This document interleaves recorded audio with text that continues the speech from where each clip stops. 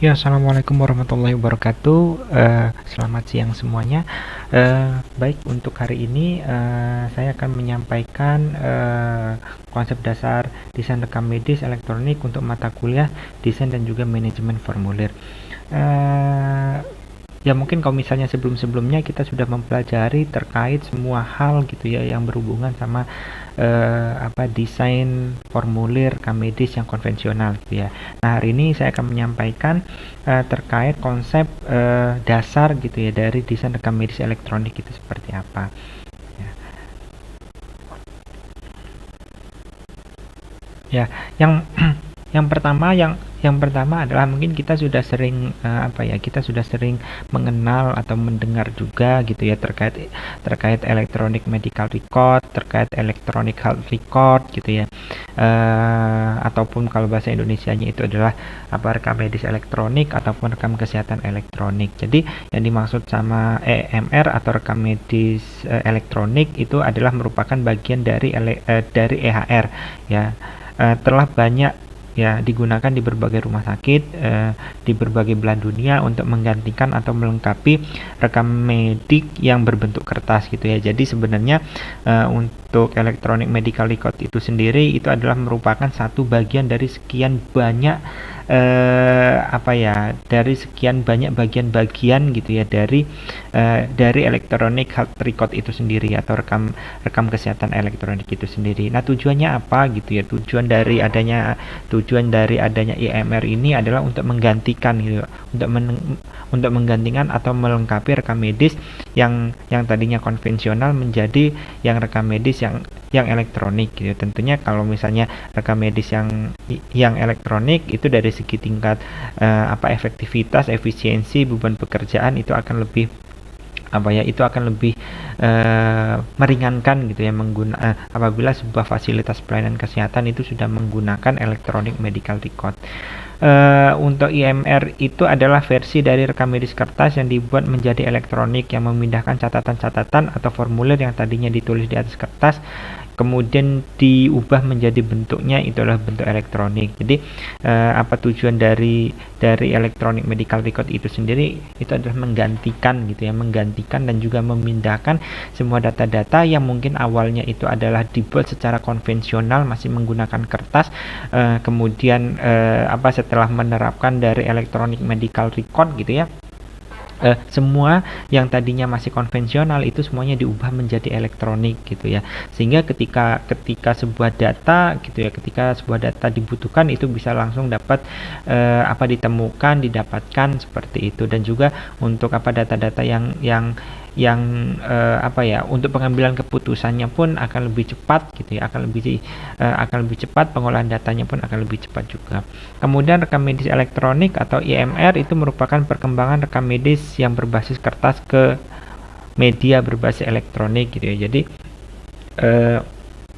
seperti yang sudah saya sampaikan tadi gitu ya, kalau misalnya yang electronic medical record itu sudah menggunakan media-media yang berbasisnya itu adalah elektronik, sedangkan yang konvensional atau yang masih manual itu masih berbasis kepada yang kertas tadi. IMR sudah banyak digunakan di rumah sakit yang ada di dunia sebagai pengganti atau pelengkap rekam medis berbasis kertas. Nah, di Indonesia sendiri sudah mulai dikenal dengan bahasa rekam medis elektronik. Ya, sejalan dengan perkembangannya rekam medis menjadi jantung informasi dalam SIM RS. Kemudian para tenaga kesehatan masih ragu menggunakan rekam medis elektronik karena belum ada dasar peraturan perundangan yang secara khusus mengatur penggunaannya. Sebenarnya di Indonesia itu sendiri untuk rekam medis elektronik itu sudah ada beberapa rumah sakit, khususnya adalah yang di wilayah Pulau Jawa, itu sudah menerapkan yang namanya electronic medical record.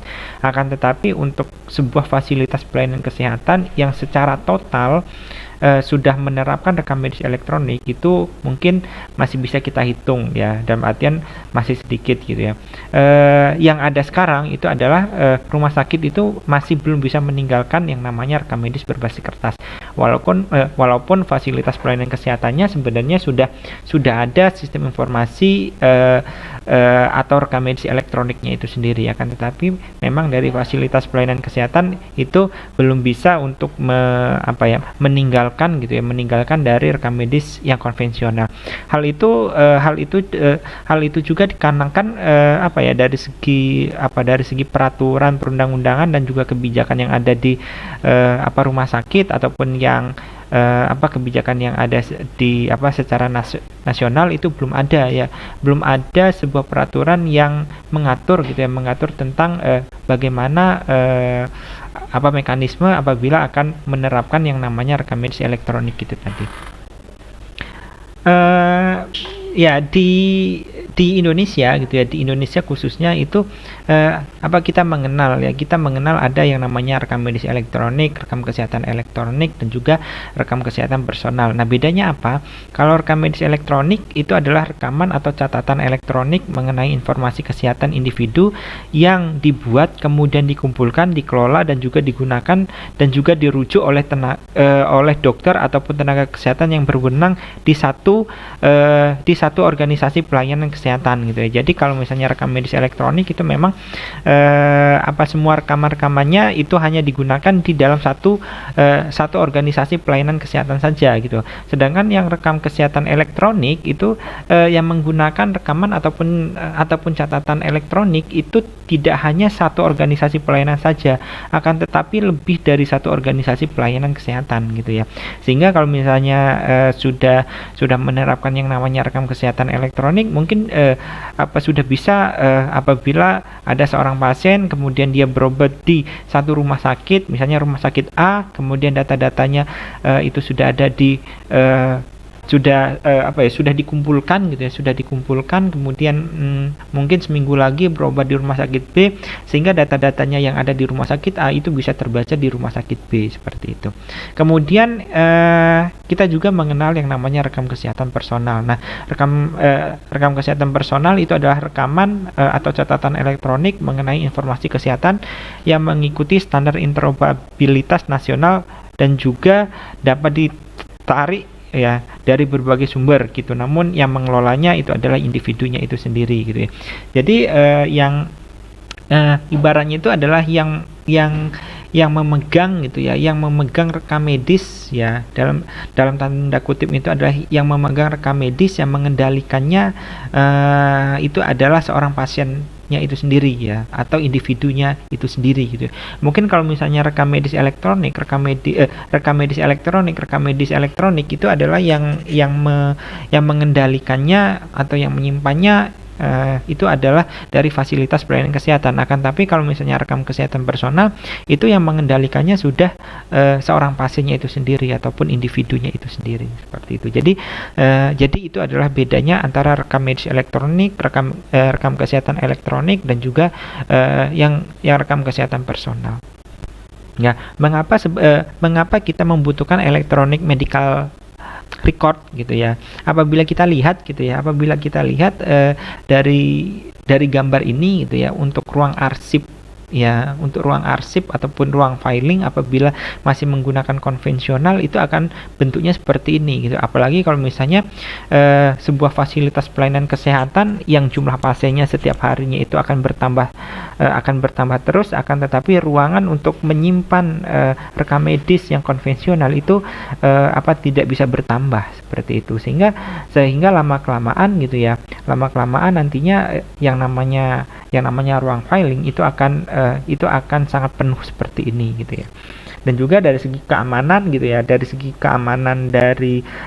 berkas rekam medis itu sangat dipertanyakan gitu ya. Kalau misalnya dari segi susunan kemudian cara menyimpan berkas rekam medis itu adalah seperti ini nantinya.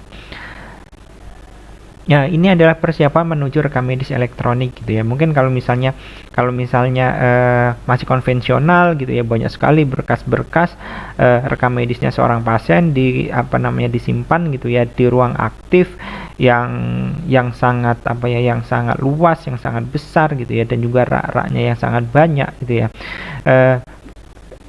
Ya, berbeda halnya kalau misalnya sudah menggunakan yang rekam medis elektronik gitu ya. Mereka hanya cukup membutuhkan satu buah server gitu ya, untuk menyimpan sekian banyak gitu data-datanya seorang pasien gitu ya.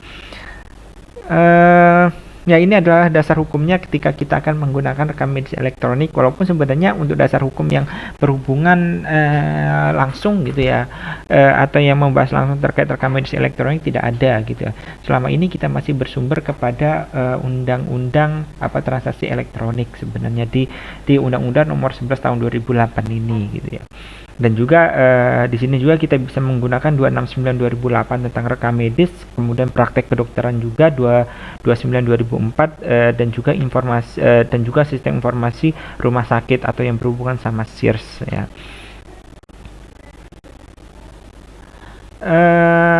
Selanjutnya apabila kita melihat gitu ya, melihat di Permenkes 269 2008, khususnya adalah yang di pasal 2 gitu ya. Di situ sebenarnya sudah dijelaskan bahwa rekam medis itu harus dibuat itu secara tertulis dan juga jelas ataupun secara elektronik ya.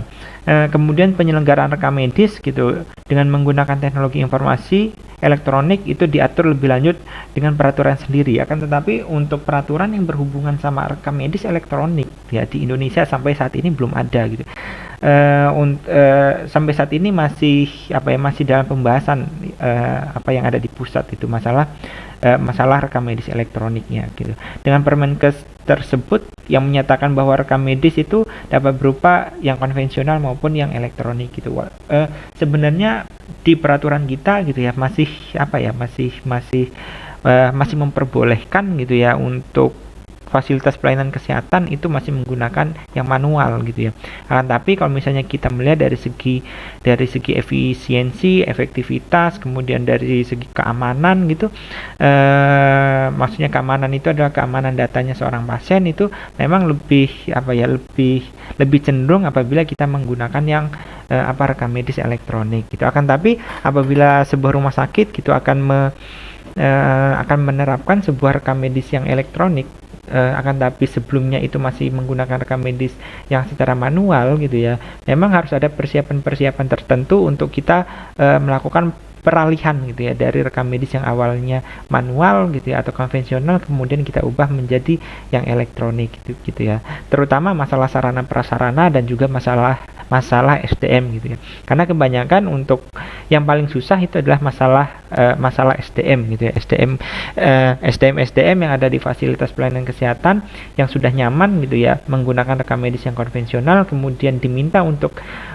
mengubah cara kerjanya itu menggunakan rekam medis elektronik mungkin akan lebih atau agak sulit ya nantinya. Ya, ini adalah pertimbangan-pertimbangan khusus gitu ya, ketika kita mendesain sebuah formulir berbasis kertas, maksudnya berbasis komputer gitu ya.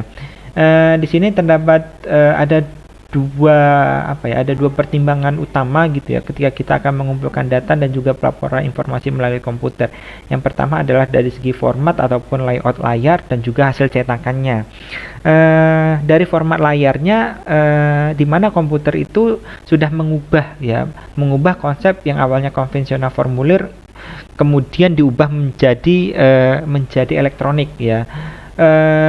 Bersusunan dengan data yang ada di layar tidak dalam formulir yang tercetak gitu ya. Jadi kalau dari segi format layar itu mungkin sebenarnya sama gitu ya, susunan kemudian format antara yang konvensional sama yang elektronik ya. Tapi ya bedanya kalau misalnya konvensional itu masih menggunakan yang kertas, sedangkan yang elektronik itu kita sudah menggunakan media elektronik. Dan apabila menggunakan media elektronik gitu ya, kita hanya cukup menginputkan saja gitu ya, kemudian kita simpan secara otomatis itu nanti untuk data-data yang sudah kita inputkan tadi itu akan diolah oleh sistem informasi itu tadi gitu ya. Kemudian penggunaan Windows dan juga softwarenya memungkinkan pengguna mendesain formulirnya sendiri gitu ya pada layar, dan setiap elemen desain itu bisa diubah dengan menggunakan mouse ya. Mouse kemudian jari pada layar sentuh ataupun keyboard gitu ya. Jadi untuk khususnya pengguna Windows dan juga software itu mungkin yang mendesain formulir itu kita tidak tidak perlu meminta bantuan pihak ketiga gitu ya untuk mendesainkan sebuah formulirnya gitu ya. Karena ketika kita mau mendesain sebuah formulir itu menggunakan media elektronik itu akan lebih mudah gitu ya. Terutama untuk orang-orang yang memang sudah familiar gitu ya menggunakan media elektronik ya, sudah terbiasa menggunakan mouse, keyboard dan lain sebagainya gitu. Untuk mendesainnya akan lebih mudah nanti. Kemudian hasil cetakannya, untuk hasil cetakan ataupun print outnya itu adalah hasil cetakan dari komputer yang bisa berupa salinan data yang diperlukan, kemudian catatan atau laporan yang berisi data yang telah diolah menjadi informasi yang berguna ya. Seperti yang sudah saya sampaikan tadi, itu ketika kita sudah melakukan atau sudah menggunakan sebuah sistem informasi yang elektronik gitu ya, nanti secara otomatis kan semua data-data yang sudah kita inputkan tadi itu akan diolah sendiri oleh sistem informasi itu sendiri. Hasil dari olahan itu tadi ya akan menghasilkan sebuah output. Nah, outputnya itu nantilah yang akan digunakan untuk pengambilan keputusan gitu ya. Yang menjadi permasalahan adalah apabila sebuah sistem informasi, data-data yang diinputkan di dalam sebuah sistem informasi itu tidak sesuai dengan apa yang ada gitu ya. Dalam artian di situ ada semacam fraud ya, seperti itu. Jadi hati-hati, memang ada keunggulan dan juga kelemahan apabila kita menggunakan setiap sistem gitu ya, entah itu yang konvensional ataupun elektronik seperti itu. Kemudian pertimbangan ketika terkait printout itu adalah masalah kerahasiaan ya, kerahasiaan informasi. Sebenarnya masalah kerahasiaan, masalah ketepatan dari informasi itu sangat diperhatikan gitu ya. Khususnya adalah apabila kita menggunakan sebuah sistem informasi, masalah kerahasiaan itu sangat diperhatikan, khususnya adalah orang-orang yang memang mempunyai niat-niat tertentu untuk mengakses sebuah informasi ya, itu sistem keamanan di dalam sistem informasi itu memang harus kita perhatikan nantinya ya. Nah, ini adalah alur proses gitu ya, alur proses dan juga prosedur ketika kita akan mendesain sebuah formulir. Secara umum sebenarnya sama gitu ya, alur proses ketika kita akan mendesain sebuah formulir, entah itu yang konvensional atau yang manual, ataupun ketika kita akan mendesain formulir yang berbasis elektronik gitu ya. Yang pertama adalah ide atau masukan untuk membuat ataupun merevisi sebuah formulir. Kemudian kita melihat kebijakan-kebijakan tentang mendesain ya. Kemudian dari kebijakan itu kita harus mempertimbangkan beberapa hal ya, seperti apakah formulir itu rasional, apakah informasi yang mirip gitu ya dengan formulir yang akan didesain, kemudian apakah tujuan formulir itu sudah sesuai atau enggak gitu. Dari hasil pertimbangan gitu yang bersumber dari kebijakan-kebijakan itu, nanti hasilnya itu akan didiskusikan di unit kerja bagian sistem informasi rumah sakit gitu ya, karena yang akan mengembangkannya itu adalah petugas-petugas ataupun unit sistem informasi rumah sakit itu tadi gitu. Hasil dari diskusi itu kemudian nanti akan membentuk sebuah tim ya. Hasil diskusi tadi udah fix, kemudian setelah itu membentuk sebuah tim untuk menjadi sebuah panitia yang nantinya akan bertanggung jawab di dalam melakukan pengembangan dari sistem informasi yang ada di fasilitas pelayanan kesehatan itu. Kemudian sesudah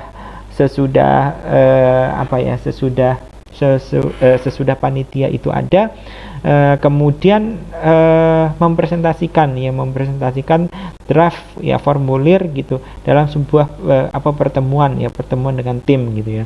Dimana ketika mempresentasikan draft itu kita juga harus memperhatikan aspek-aspek yang sebelumnya sudah kita pelajari ya. Kemudian umpan balik ya, di situ ada diskusi ya. sesudah ada diskusi, ada masukan, itu harus ada perbaikan ya. Perbaikan, kemudian apakah akan dipresentasikan lagi atau tidak gitu ya. Ketika itu membutuhkan untuk dilakukan presentasi lagi, maka harus dilakukan presentasi lagi. Kemudian apabila harus ada diskusi gitu ya, maka di situ akan ada diskusi. Apabila tidak ada perbaikan gitu ya, kemudian bisa langsung dilakukan uji coba ya. Uji coba selesai, kemudian dilakukan yang namanya penggandaan ya. Penggandaan itu selesai, baru bisa implementasi ya. Formulir baru ataupun hasil revisi. Kemudian apabila implementasinya lancar gitu ya, baru bisa formulir itu digunakan baru, dan dilakukan evaluasi formulir. Evaluasi formulir itu memang harus selalu dilakukan gitu ya, untuk melihat apakah formulir yang digunakan atau yang diterapkan saat ini itu adalah apakah ada kendala atau tidak, apakah masih bisa atau masih sesuai dengan keadaan yang sekarang atau tidak ya, seperti itu. Jadi yang namanya evaluasi formulir gitu ya. Evaluasi formulir, entah itu yang konvensional ataupun elektronik, itu harus tetap kita lakukan ya, seperti itu. Mungkin itu untuk materi terkait konsep dasar gitu ya dari desain rekam medis yang elektronik gitu ya. Mungkin kalau ada pertanyaan silakan. Selanjutnya akan kita lanjutkan di media diskusi gitu, silakan ya. Mungkin itu dari saya, lebih kurangnya saya mohon maaf. Wassalamualaikum warahmatullahi wabarakatuh.